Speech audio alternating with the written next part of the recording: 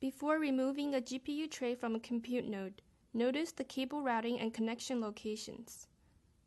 Remove the top cover of the GPU tray. Remove the front and rear PCI riser cage assembly in the GPU tray. Remove the GPU card if present.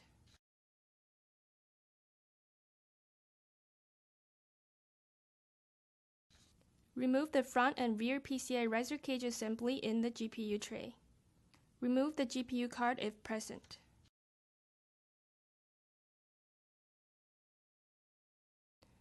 Press the release latch and slide the GPU tray toward the rear of the compute node.